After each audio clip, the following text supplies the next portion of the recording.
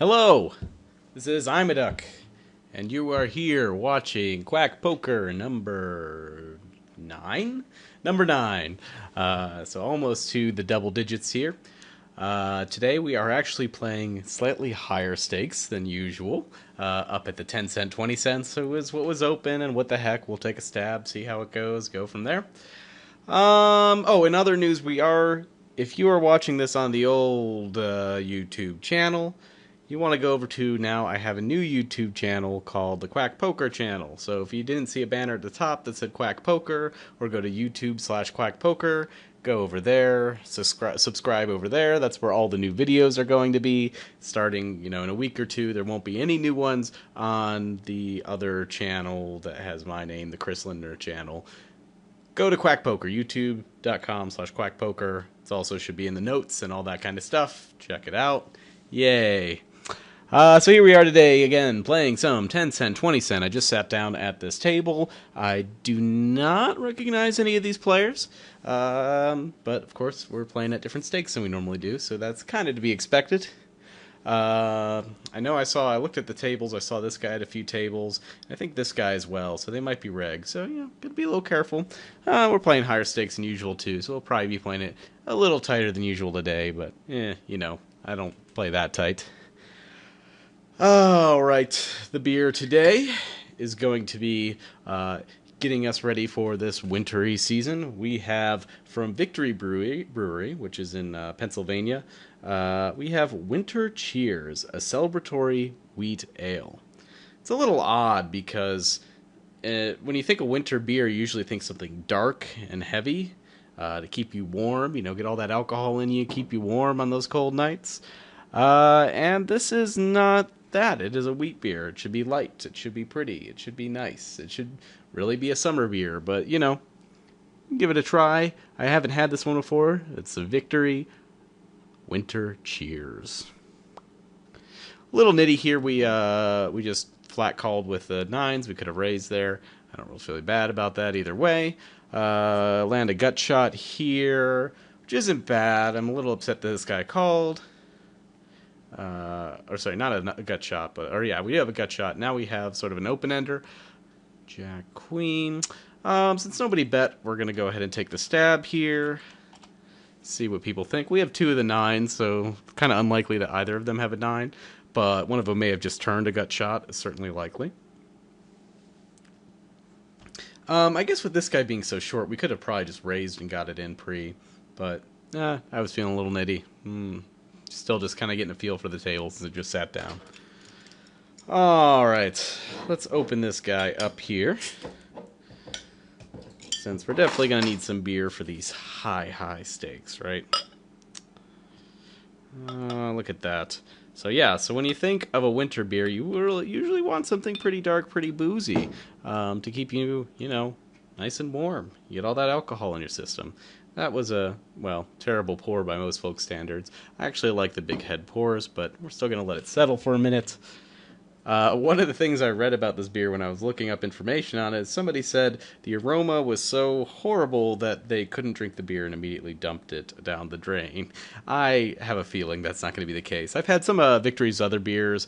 Hop Devil is pretty common. They've got a Pilsner. Don't remember the name of it, but you can see it around. And if I could find it here in Texas, I imagine you could find it just about anywhere. On the note of being in Texas, I should point out that this was actually not the beer I originally wanted to do for this week, but I was in the grocery store buying the beer for this video on a Sunday morning, and wouldn't you know it, Texas has silly blue laws that I completely forgot about. Got to the register with all my other groceries, had thrown these in the cart, wasn't going to drink them in the morning, was going to wait, but I was doing my grocery shopping, and sure enough, I can't sell this to you right now. So good old stupid Texas laws inconveniencing me. So maybe we'll do the beer that I wanted to do next week if I happen to pick it up in the grocery store. We'll see. But for now, we get this, a nice holiday wheat ale. It seemed really different, interesting. They claim the hops are going to give this a sort of floral, citrusy character. They probably also it's a wheat beer, and they probably also kept it a little warm to get some of these citrusy characters that they're kind of claiming that we're going to have in here, some floral characters we're going to have in here. And we're also supposed to get some spiciness, although they were pretty generic about what they said. It's just a spicy beer, so that could really mean about anything. So we'll kind of see what flavors we get out of it, all that kind of fun stuff. All right, everybody's playing kind of nitty here so far. Just really haven't seen much action on this table here.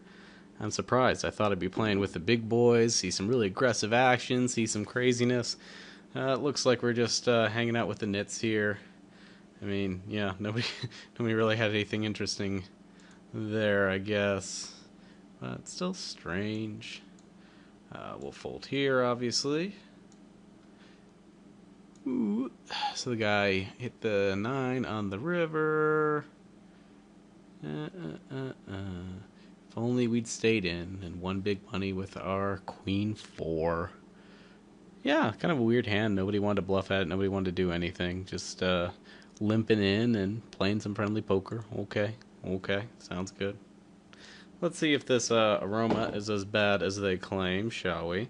So look at that color. It's super clear. How is this? How is this a winter beer? That is shenanigans right here. It does have an interesting smell. I mean, it's just, it's not super malty, for sure. I mean, it just kind of reminds me of any sort of summer smell. We haven't been sitting at this table long, but everybody's seeming kind of nitty, so you know what? I'm just going to get a little loose here, see what happens. A little loosey-goosey. Pull out the old 6-3 suited.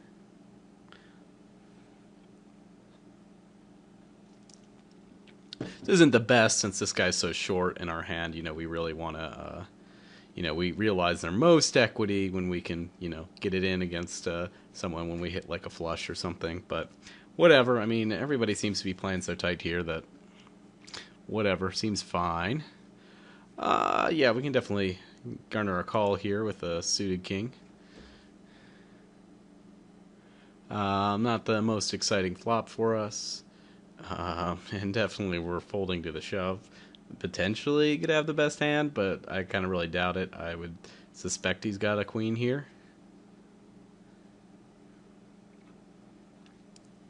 If I wasn't drinking, I was going to say, but yeah, an ace is certainly a possibility too. He just shoves with that. He's got decent equity there. Obviously the 5s aren't folding, but we certainly got away from that.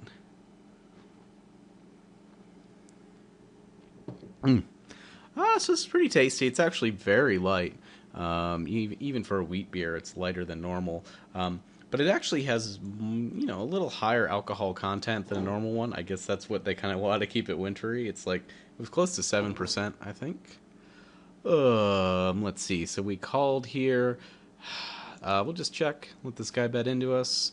And, I think we can give it the old raise-a-roo here, right? I mean, what is he repping here? He's got a king. He's got a king. So that's kind of the scary part of it now is when he does call our raise there, which I made the raise a little small, but the fact that he called the raise there means he very well could have a king. I think I'm going to bet another, make a little medium-sized bet here, see what he thinks about it. Yeah. I was thinking of just check calling there to try and prevent from getting in this situation. As it stands now, we just have to... I think we just sadly have to fold here. I'm pretty convinced he's got something like a king or something like that. We'll let that go. Yeah, in retrospect, I think kind of the check call there would have been fine. Because definitely when he calls us in the flop there, if he bets the turn, that's fine. We've got equity against whatever he possibly has there, unless he just has the full house or whatever. He made his bet on the flop kind of big, which kind of felt, a little bit bluffy to me. But definitely when he takes that line, I don't think he's bluffing there too often. But it's possible he is. I mean, he could easily read our hand as the flush draw that it was. So,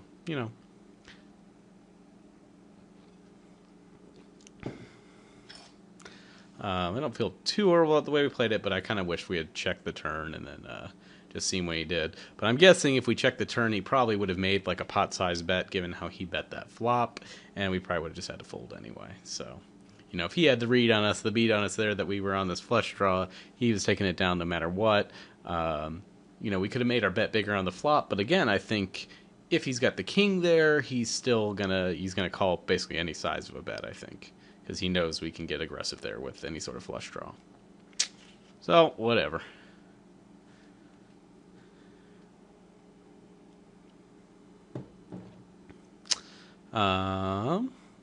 Fold it here. Maybe our bet sizing made it look a little weak on that turn. That's certainly possible. Yeah. I don't know.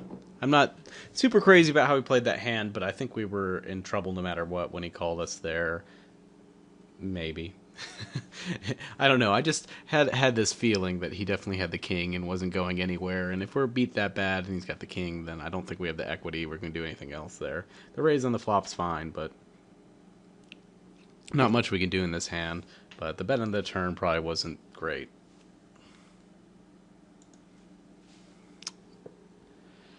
And I guess if we made our bet sizing bigger on that turn, then, you know, we basically would have priced ourselves in. So,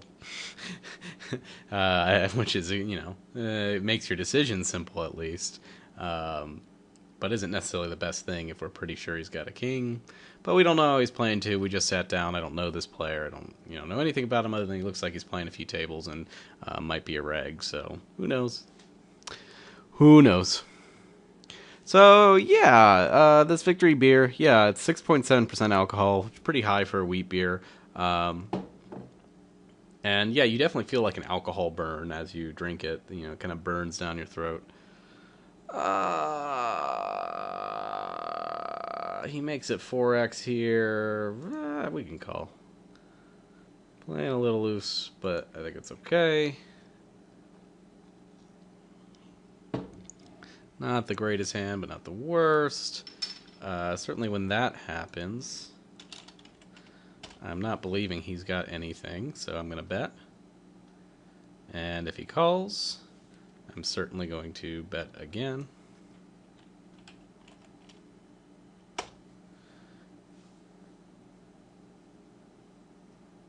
Because I don't see, I mean, yeah, what is he checking on that flop and calling on that turn? It just doesn't make any sense at all. Like, I mean, has he got a 3? Maybe, yeah.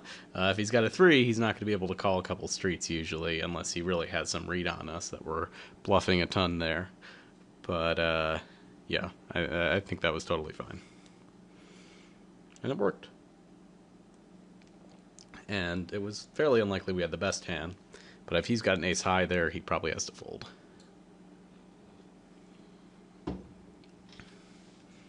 And, you know, we're calling from the big blind. Our range is pretty wide, so we could have anything there. So, and those cards really hit our range better than they hit his, I think. Although he was in the cutoff, so, you know, he can have a fairly wide range, too.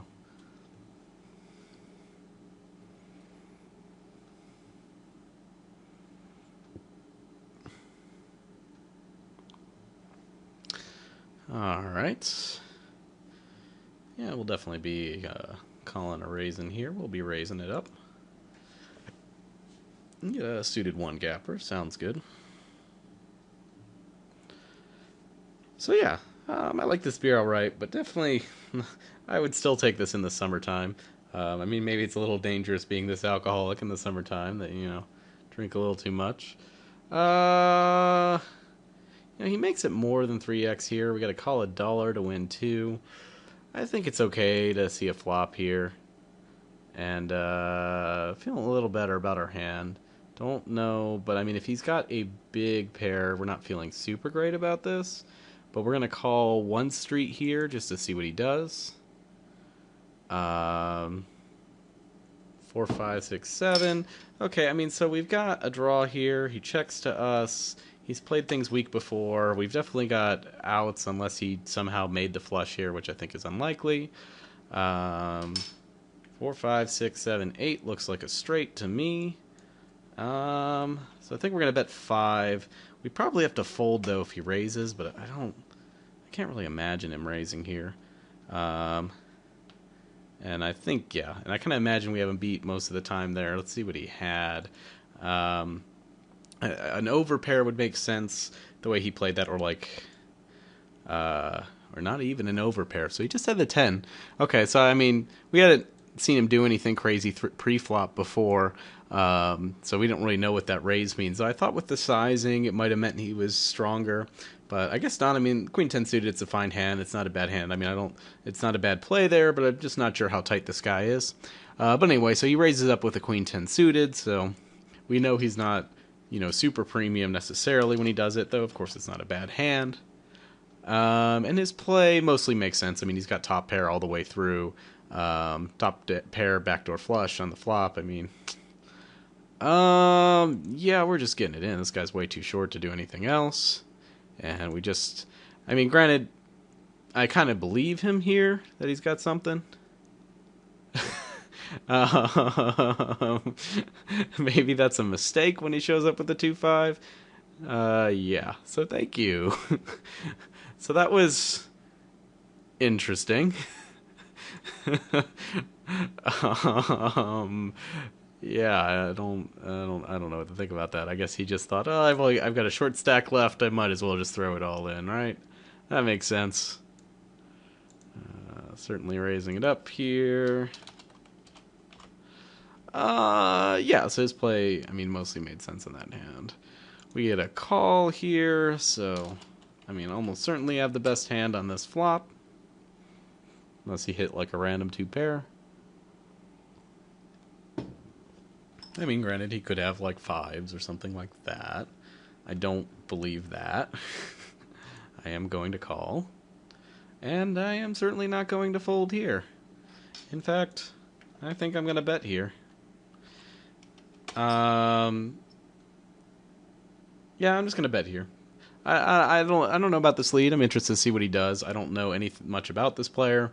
I was just kind of interested to see how he responds to that. But I certainly could see him calling if he had any sort of strong hand there. And I wasn't sure if he was going to bluff us, because after we call on that flop, I kind of felt like he was just going to give up. So if we look at, all the times he doesn't have a hand, there's a decent chance he's not bluffing at that hand anymore. I could be wrong. I don't know this player much at all. Versus if we bet there and he has a hand, if he has a hand, a lot of times he might just check it back there. Or if he has a hand, if he has a hand, he's certainly betting and he's probably going to call. That's kind of the bottom line. So I think in the case, we don't care about the cases where he doesn't have a hand because I don't think we're getting any more money out of him. And in the cases where he does have a hand, I think it could be slightly profitable to lead there. And it's kind of a weird play, I don't know. It's a little different from what I would normally do, but I don't think it's bad. Let's put some money in the pot.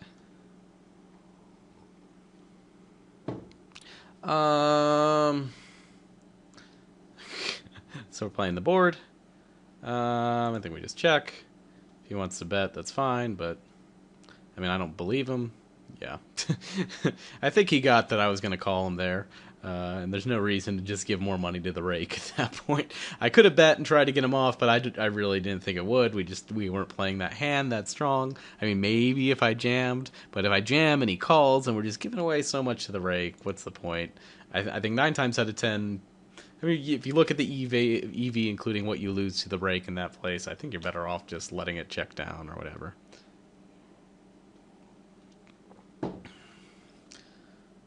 That would have been interesting if he jammed. I might have had to let it go. I'm not sure. Would have been ballsy. Gonna bet like we do. These guys have been seeing us bet a lot. We get a raise. I mean, it'd be hard for us to be beat here. Even harder for us to be beat here. Well, if he has a random 2. Which is certainly reasonable, but I mean, So he overbets the pot there. I'm gonna give this one more call. It's a weird bet for him there, but we still do have top pair. I don't know. I don't know what I think about that. I don't know what I think about when someone bets the pot there, but we got top pair. What else are we gonna do? Now, granted, he's so short, he might have been just setting us up to jam here. But I think if he's bluffing, Yeah. This bet has to be value. And I think... I mean, we're definitely folding here. I think he had a 2. I guess makes sense. You know, because if you have a 2 on that flop, you've got this 2. You really don't know what that's the strength of your 2 is on that flop. You know, when it hits, like, and you certainly, you know, when the turn card comes out and a river card comes out, you really won't know where your hand is. So if you just raise there, you have a good idea of how strong your hand is. And of course, when I call, it means that I've got him beat, but you know, that at least lets him know where he's at. And if I've got overcards, he doesn't have to worry about those so much if I don't have a hand there, etc., etc. And then the 2 hits, and then all of a sudden he's betting strong because now he's got a monster, right? So that made sense for that hand, I think. You know, if he bluffed it, he played the bluff pretty well. Get a quick call here. And certainly his bet, his, you know, slightly over pot bet there, it may have been a function of his stack. Okay, so we get a call.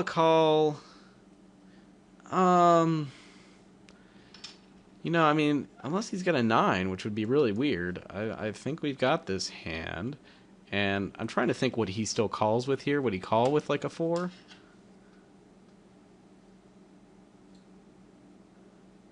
In fact that he's thinking makes me feel a little better, unless he like jams here or something. So I think he's got like a 4. I don't think he's got an overpair. He might have 8s or something. Or not 8s, 7s. But yeah, I mean, when he thinks that much, we certainly have the best hand. Yeah, I still need to get my HUD on this computer so we can get this stuff to pop up faster. But what did he have? He had... Oh, he's calling us down with ace high. He's like, I do not believe you. Well, oh, that's good. I'll take it. I will take it.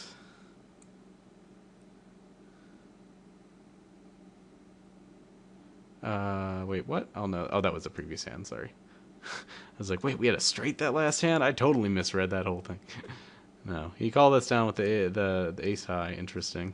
Well, we had all the other aces there.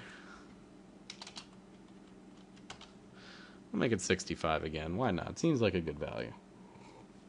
Maybe we could have made it slightly larger here. I feel okay with where we're at. 2 overs. Backdoor flush. With the king. I mean, come on. It's got to be pretty good. Yeah. And we will fold this.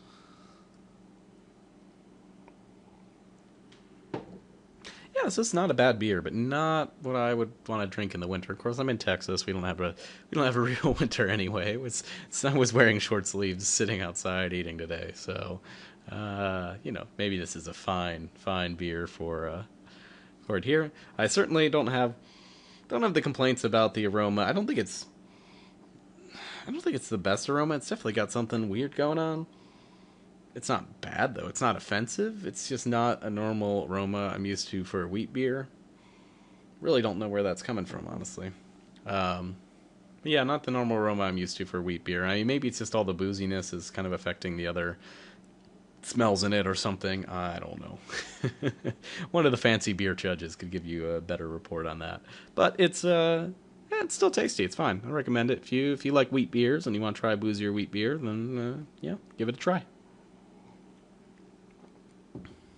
And their other stuff's good. Like I said, Hop Devil's a pretty solid IPA. And it's on the East Coast. East Coast IPAs, man. It's craziness. But yeah, and they've got, like I said, they've got a Pilsner that isn't bad. I think they have a beer called Golden Monkey, too, which I don't even know if I've had. I think that's like a golden ale or something like that. I could be wrong. I don't know. I don't remember. But I think that's theirs. I think I've seen that in signs. But yeah, Victory's pretty tasty. I do not have a Victory glass, though. I've not visited their brewery. So I've got it in my Austin Beer Works glass. Bold and clean. Maybe we'll probably do an Austin Beer Works beer at some point here. Oh, this is interesting. He's got trips versus flush. Okay, makes sense. Yep. Flush draw, obviously. well, not to jinx it, but I'm feeling okay about our little stab at higher stakes here. Mostly due to that donation from that one player. I don't. Just like, I'm done playing poker. I'm gonna gamble with my 2-5. that was that was the thing. I'll take it though.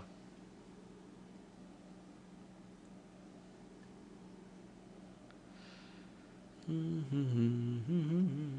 would you like that if I just hum the whole podcast? If you have a hum request, leave me a message and I'll make sure to hum your favorite song during the next Quack Poker. This is exciting stuff, folks. Yeah, I don't know why they or yeah, there was nobody playing at even the 2-4s or they added a new stake now that Juicy's owned by someone else. They added 3-6 stakes, which is probably smart on their part because I think there's plenty of people who are like, well, a lot of people play 2-4. 2-4 is one of the more populated levels, so I think there's a lot of people play 2-4 like I'm ready. I'm ready to move to the big leagues. 3-6 poker, yes. But they don't want to do the jump to 5-10 because 5-10 sounds like a lot, right? I've played some of the 3-6. It seemed a little soft, I guess, a couple of times I've played in there, but it just didn't seem much different from 2-4. So I guess from my perspective, that's good then, because like 2-4, it's easy to crush 2-4, and so hey, here's 2-4, but a little bit more money. Yeah, I'll go for that. Certainly did not seem any tougher than 2-4. Not that, the poker pros or any competent player would consider any of these stakes I'm playing at especially tough. We'll raise it up here. These guys have been playing kind of tight. Whatever. Not the worst, the ace-7. And look at that. You get flops like that. You just feel great. Certainly people could have straight draws and stuff like that. And we want to tax them. 103. Good old 2/3 pot. Not exactly the card we want to see, but I think we can still bet. If they had a 4, some sort of hand with a 4 in it, they've now hit pair status, and they could probably call here. And now I think we just check and see if they give up. So if they've got a 4, they're probably just going to check back. They're probably not going to call. 10s. Okay, well, we're not being 10s. That's fine. So his play was totally reasonable, of course. And I don't, unless we overbet flop turn river, I don't think we're getting him off that hand at all. Maybe if we made a really, I don't even know if we could make big bet on a turn, big bet on the river, and get him off of that. It's an overpair, obviously the king's a little bit scary for him, which is why he didn't bet on that river, but, don't know. If we checked and he had bet, I was kind of worried really about that situation. I was really hoping he had, the 4 and called, on the flop. There's not a lot of those that he shows up with that don't have us beat, though. You have, ace-4. I don't really know. I don't know what I was hoping for so much there once he calls twice. And I think on the river I probably would have just folded if he bet, because I don't think he's betting there with 6s or 5s. So he's either got a full bluff at the straight somehow, or I don't know. All right, he could have had a 9 or something there, hoping for the gut shot. We can call here with this hand. Not the flop we want to see. He jams here. There's just no. No way we can call there, unfortunately. We had a strong hand on the flop. Given how short his stack was, we maybe could have just raised him, got it in. That might have been better. Yeah. Because then that prevents us from making mistakes on that flop. But I, am fairly certain we're behind on that flop when he jams there. We'll let this go. I know. Suited face cards. I usually like them, but Not this time.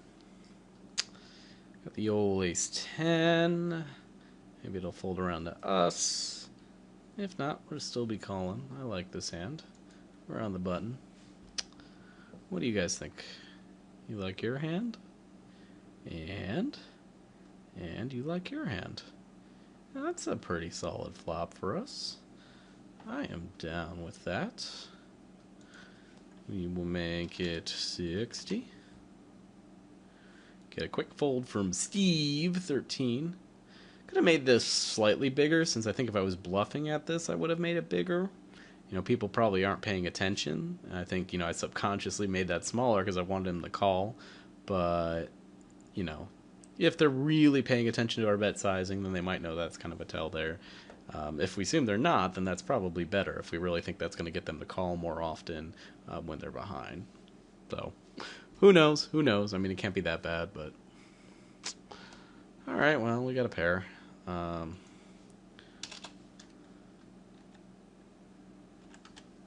Let's go for an old 57. What do you think of that? You think you don't want to play this hand. Sounds fine. You know, we could loosen up here, but that's meh. That's what I say about that. Meh. So I hope if you're viewing this on the new channel, you like the new channel. I think it just made more sense to actually reserve the Quack Poker. Luckily, Quack Poker wasn't taken. Nobody wanted that as their YouTube name before me, so that's nice. It means I'm probably not copying the name from somewhere else, right? That's always good. And we got some 5-roos here. And we will be playing down. Oop, we do not want to raise $40. It wouldn't be the worst. Get one of these guys to call with, get an old coin flip, slightly ahead maybe. Yeah, it would be not good. Not good.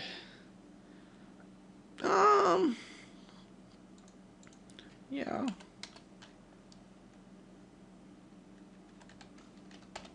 What do you think? 75. Calls quickly. 10 makes it that, I mean, he's calling here no matter what. I'm better off just check deciding, I think. If I bet here, he'll fold a 7. He checked very quickly there. I want to bet at him. Will he fold a 7 here? And he's got the queen. Yeah, so I mean, I thought if he, you know, it's hard to tell trying to get reads on just how he's playing. He might just be, well, I mean, it's weird that he didn't even think about betting at any point in that hand. Like, he just decided, I'm going to call, and then I'm just going to check, you know. I mean, he didn't even think about those cards coming down. He's like, I got second pair, just put me in check call mode, that's it. Which is kind of weird. I mean, you know, he's got to figure, especially when I check back on the turn, that he's got the best hand. I mean, certainly, you know, his check there on the river could be profitable. But the fact that he didn't even think about it just really made me think he might have something really weak like a 7. Or really weak like ace high or something like that, where he called on the flop, but he knew that he was not going to bet unless anything else came down, and he just wanted to see a cheap river. So I don't think our bet was bad. I definitely thought queens were in his range, though. So I mean, it's not too surprising, but it was, you know, a little bit odd the way he played it. But I mean, people certainly play that way, so you know. Let's just call with this guy. Guy checked very quickly. He was not satisfied with his hand. We will go ahead and bet and take it down. So I don't think that bluff was too bad. I think, you know, 5s are, you know, if we're ahead, he's gonna fold. You know, I wasn't hoping that worst hands would call. I was just hoping that a couple better hands like 7s would fold, maybe 10s would fold, maybe. I don't know. I thought I saw something that I didn't, I guess. That's how it goes sometimes. But I feel like I've lost more money by not following my gut in situations like that than I have by, you know, actually following my gut every once in a while. It tends to pay off more when you catch little things like that, these little weird timing tells or weird bet sizing tells or things like that. I mean, I think it's, you know, it's different for everybody, and I kind of usually don't want to, trust my gut. Like, I'm like, no, you need to really think about these things. But I've kind of found that more often than not, you're right. I mean, when you see somebody do something that looks incredibly weak or weird or fishy, or I mean, and there is some logic where it's like he's clearly not thinking about it and all that. Uh, it does mean something, and it's worth taking note of, and it's worth giving a try to see if your gut is right every once in a while. And there certainly are a lot of players who that's all they play by is their gut, right? Ah. So I'm like leaning back and slouching down, and yeah, I'm sure this is what you guys wanna see. Just me looking bored playing. I'm not bored. I'm just deep in thought.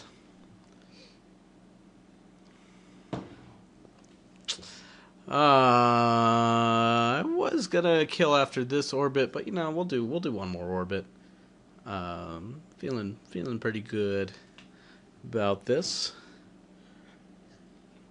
When I originally started this series, I said I was going to do like 30-minute sessions. I feel like 30 minutes is slightly too short to really get a feel for the table. And I'm only doing them once a week, so you can see 45 minutes of me, right? Is that okay? Or probably closer around 40 minutes is what I'll shoot for most of the videos, but it's not so bad, right? It's so intolerable. I like 59 cents. I've been trying this lately of just these like slightly random pre-flop raised sizes. Some of the poker books talk about this just to like try to confuse your opponents and see like if they read into something that's not there and that kind of stuff. It doesn't actually cost you anything, I mean, so why not? With this guy's raise here, I think flatting is probably the best thing we could do. I mean, we've seen him get a little crazy where he's jammed on previous flops, but that was when his stack was a lot shorter. At this point, I'm just willing to give it a call. Here, though, if he bets, we're gonna jam. I think that's best. He's got the king. He's got the king. But I think we are just gonna jam. I mean, actually, he's short enough that we don't necessarily have to. Actually, I guess we can just call here. It's an interesting turn card. If this queen was a diamond, we definitely would have jammed, obviously, but here I think we're okay. Yeah, this is what I was afraid of, though. We've seen him jam in the past. And so now here's where we make mistakes because we didn't jam there.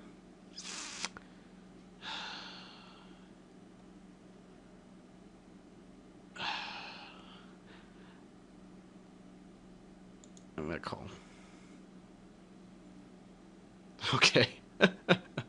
Alright. Whew. Yeah. It's always the weirdest playing against the exact same hand. Like that's always tricky. But yeah, I mean his play makes sense there. I mean certainly considering we were thinking of doing the exact same thing. His play makes sense there. He'd been doing that jam thing a lot, so I felt like it could mean a lot of different things. It seemed fine. Yeah, sure, we'll call here. I was just afraid we're gonna just like throw away all our winnings there. If he had the old king there, but I don't know what else we could have done. 5, 6, 7, 8. That looks like an open ender to me, and everybody else checked. I don't see why we can't just bet it up here.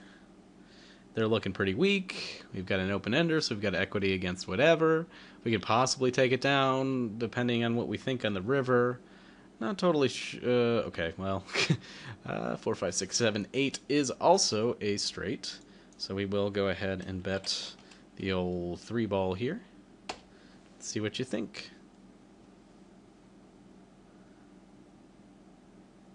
That's a shame. I bet the $3 because I mean there were 2 of them behind, so I thought at least one of them would consider calling, but it might have looked too strong. We maybe could have made that a little smaller, but I mean they both just kind of called so quick and seemed so okay with everything. I thought we might get another call, but whatever. We got some value there. We got it done. And it at least confirmed our suspicion that, we possibly could have bluffed on that river with any river card, so yeah, it's not so bad.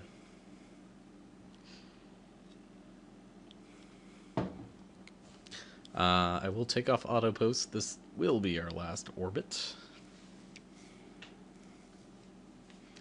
No, and also, like, I need enough time to get through my beer. It's hard to get through your beer when you're talking the whole time. You guys don't want to see me, like, just chug this the whole time. Or watch me chug it for a couple minutes and then continue on with the video. I guess I could do that. I guess that would make an interesting video, right? Just watching me chug. And I'll describe the very fast, the foamy taste as it quickly goes down my throat. Yummy. Yummy. The old 9-6. They're playing weak, whatever. I don't really care. Seems fine. I'll take it. Alright. If it folds to us, I think I'm going to raise. If he limps, we could attack the limper, but I don't, I think we're dominated a decent amount of the time. I mean, we have position. Yeah.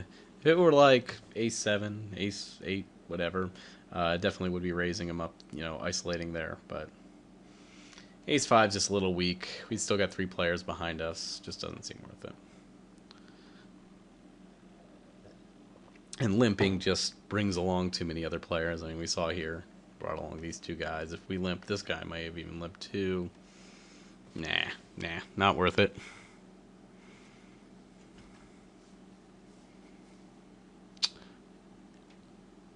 Ace King. We got a pretty good hand selection here. We will be raising that up.